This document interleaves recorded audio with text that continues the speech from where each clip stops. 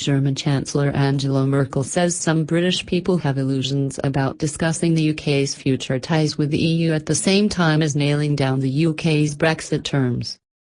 The future relationship can only be discussed once the exit issues, such as UK payments to the EU budget, are resolved, she told German MPs. On the sequence of the Brexit talks, she said some people in the UK still have some illusions on that score. That would be just a waste of time. EU leaders are to meet on Saturday to adopt their joint negotiating position on Brexit.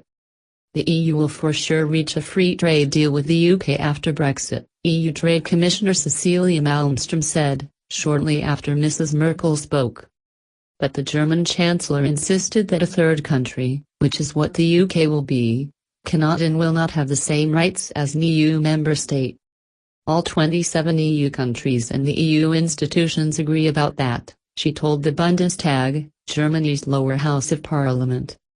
Mrs. Merkel said the immediate Brexit priorities to decide on were the rights of EU citizens in the UK and Britons in continental Europe and Britain's ongoing financial obligations. We can only do an agreement on the future relationship with Britain when all questions about its exit have been cleared up satisfactorily, she said.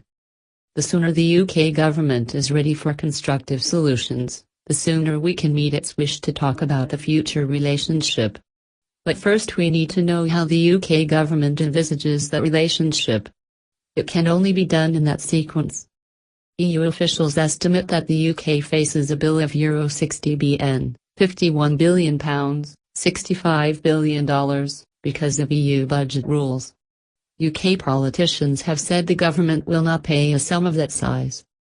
Mrs. Merkel stressed the need to protect the interests of some 100,000 Germans living in the UK. But she went on to say we are also ready to make a fair offer to British citizens in Germany and the rest of Europe.